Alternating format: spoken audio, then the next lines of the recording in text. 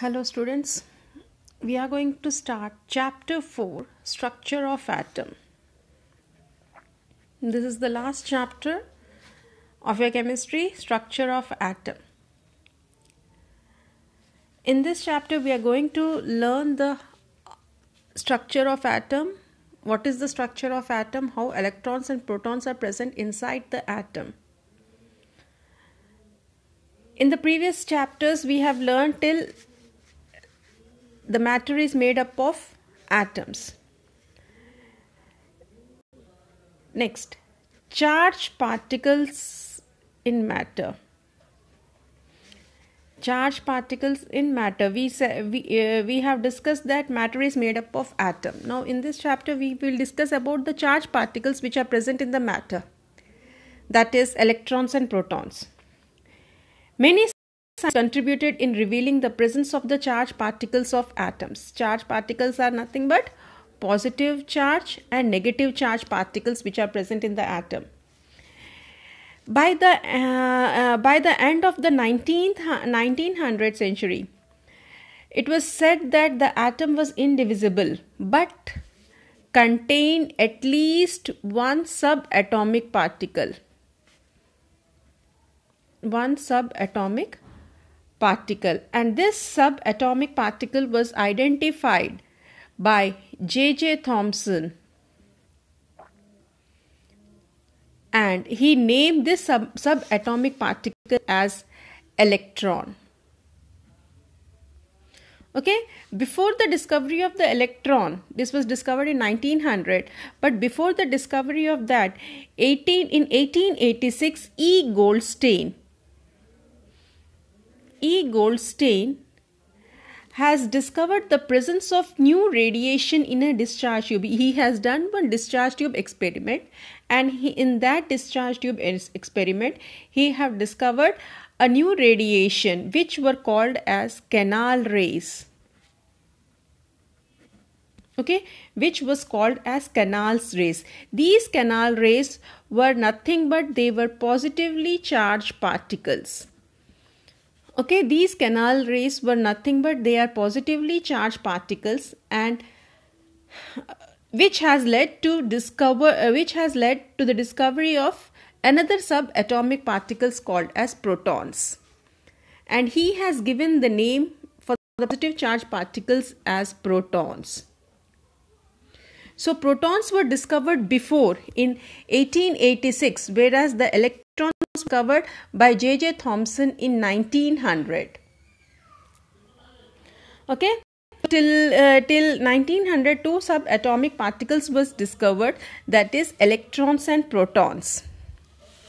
Now, what is the symbol of electron? Electron was discovered by J.J. Thomson. So he has given the symbol of electron as E, and the charge of electron was considered as negative charge, and the weight, that is mass of the electron was considered as 9.1 into 10 to the power of 31 kg. Whereas protons was discovered by E. Goldstein in the discharge tube experiment. This protons, the symbol of proton was P, and it was considered as positive particles.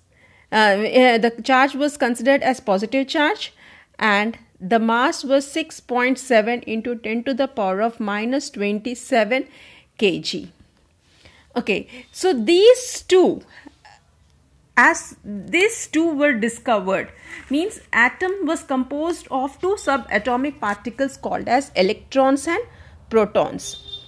It seemed that an atom was composed of electrons and protons, balancing their charges. It means that if an atom contains 5 protons, it will contain 5 electrons. So the charge is balanced. If it contains 10 protons, it will contain 10 electrons.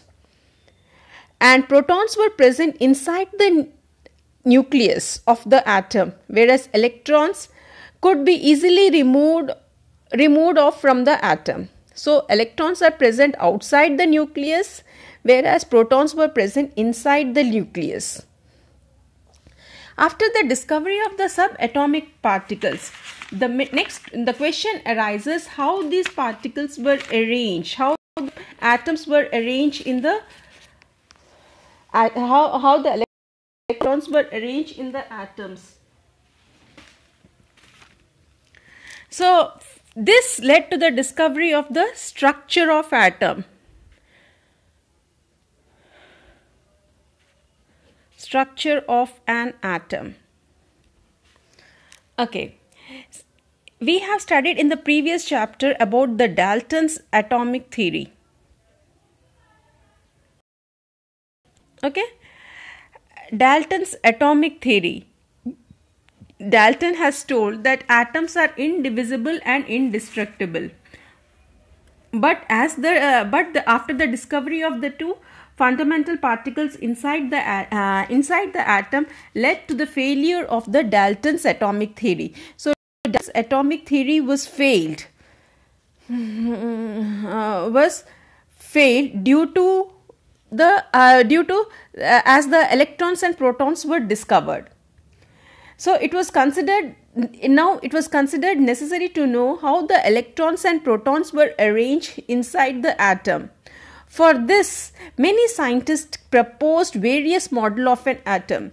The first credit goes to J.J. Thomson. J.J. Thomson model of atom. Okay, this was the first person to arrange the electrons and protons arrange the electrons and protons inside the atom. So the first J.J. Thomson was the first to propose the model for the structure of an atom. Okay, now how he has given the structure of atom? According to him, the model of an atom is similar to that of Christmas pudding.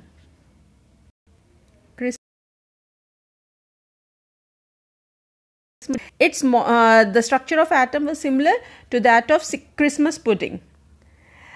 The electrons inside a sphere. So the Christmas cake is as round. So the electrons inside the electrons in a sphere of a positive charge. So positive charge is present all over everywhere, whereas the electrons are present in between them. So this is the whole spots, that is like the black spots, or you can say the dry fruits which are present in the cake, they are the electrons, and remaining all the eatable part was protons. And he also compared this with the watermelon model of atom. Watermelon. In watermelon we have two parts, one the red eatable part and the black seeds inside it. The seeds were compared with the electrons, whereas the red eatable part was compared with the protons. Okay, so this was the structure of atom given by J.J. Thomson. The result of this, the conclusion what he has made, an atom consists of positively charged sphere and the electrons are embedded in it. What he has concluded from this structure that an atom consists of the positive charge sphere. The whole sphere is nothing but it's a positive charge, and the electrons are embedded in it. Somewhere the electrons are present. The positive and the negative, the second point is the positive and the negative charge are equal in magnitude. This was given by the Thomson, and so the atom as a whole was electrically neutral. What was the 2 points? Thomson, first, an atom consists of a sphere and the electrons are embedded in it. Electrons are present inside this. This was the first conclusion given by J.J. Thomson. The second conclusion was negative and positive charges. Negative and positive charges are equal in magnitude.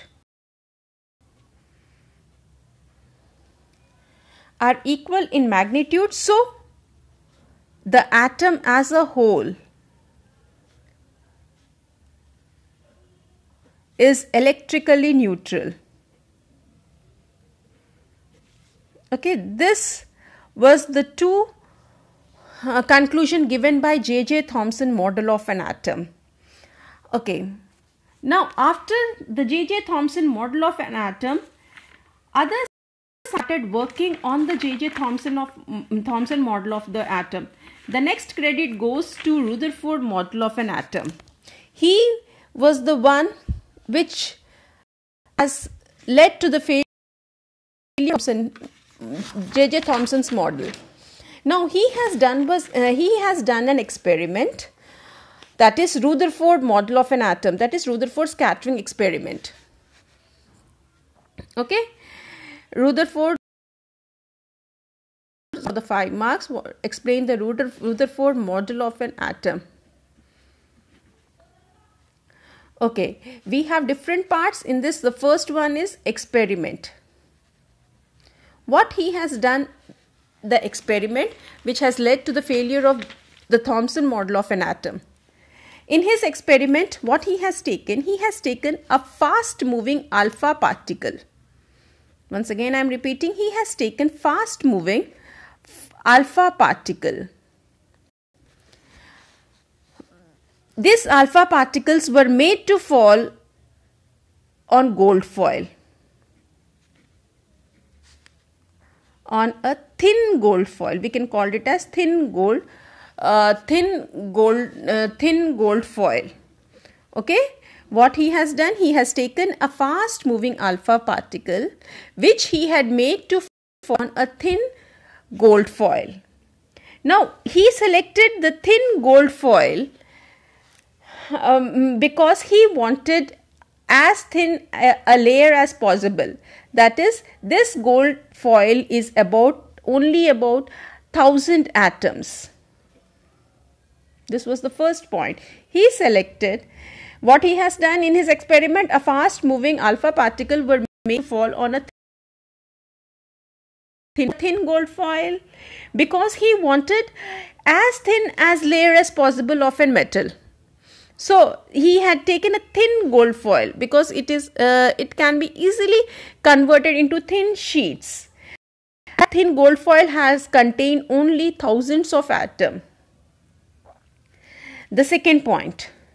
Now, alpha particles. What are alpha particles? Alpha particles are nothing but double helium ions. Doubly charged helium ions means it is nothing but helium atoms.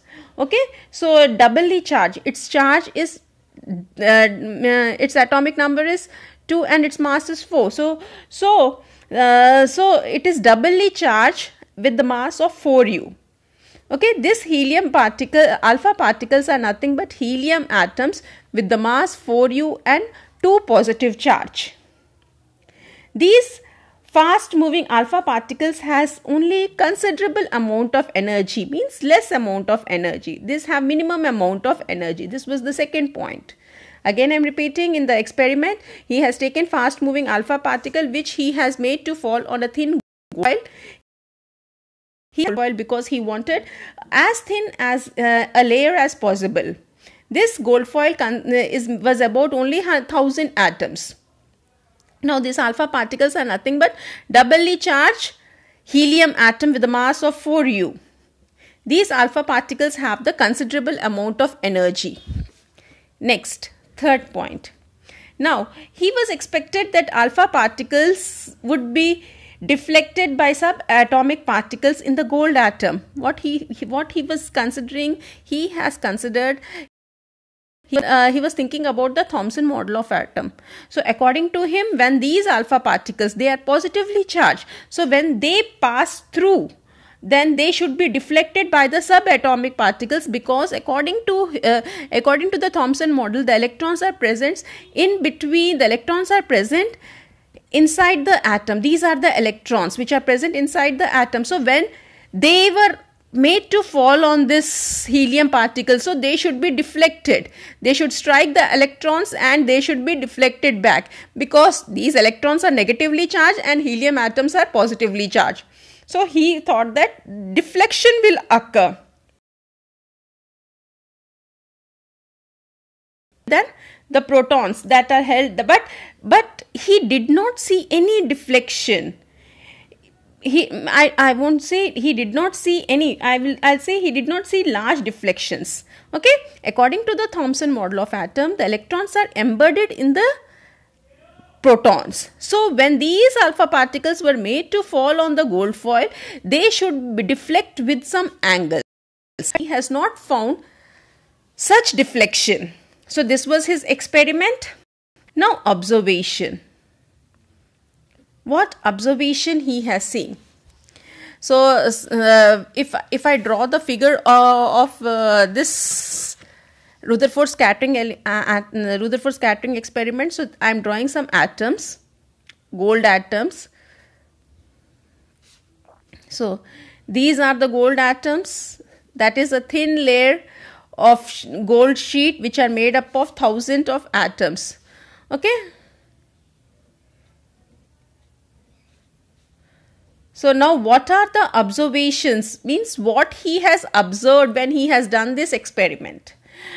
Most of the alpha particles pass straight without any deflection. When the alpha particle he has struck on the gold foil, most of the alpha particles pass without any deflection. Okay, see, they are passing straight without any deflection. Okay. Why? Because we will see what is the reason why they have passed. And some of the alpha particles are deflected by small angles. Some they have deflected by small angles. They have made some angles, small. They are striking and making small angles. Most of the alpha particles pass straight, first point. Some deflect the small angles. Surprisingly, out of 12,000 alpha particles, one appeared to be rebounded. Rebounded means it came back in the same direction. When it struck, it came back in the same direction. Surprisingly, among 12,000 alpha particles, out of 12,000, one particles appeared to be rebounded. This was the observation given by the Rutherford. Next, what is the conclusion? So what conclusion he has given depending upon this. So what was the first point? Most of the alpha particles pass straight without deflection. From this he concluded that the space inside the atom was empty. This was the first conclusion given by them. The space inside was empty. So most of the alpha particles passed straight. Second, some deflected with small angles. I was telling that some deflected with the small angles. So what it indicated? It indicated that the positive charge of the atom occupies a very little space. This was the second conclusion given by him. And the third, that is, out of 12,000, one alpha particle rebounded. So what it indicates, that all the positive charge, the mass of the atom, positive charge and the mass of the atom resides at the small volume of the atom, that is at the center. That is, the positive charge and the mass of the gold atom were considered at a small volume within the atom. This was the third conclusion given by him. Once again I am repeating, from the first, that most of the alpha particle pass straight, he concluded that the space inside the atom is empty. And the second one, some deflected with a small angle. He concluded from this occupies a very little space.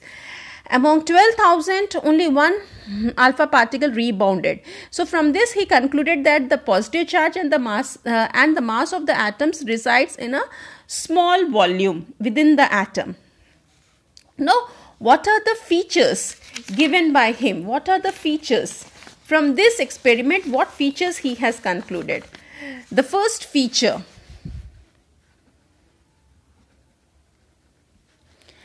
that positive charge, what is the feature of this? See, there is a charge center in an atom called nucleus. So there is a positively charged center in an atom called as nucleus.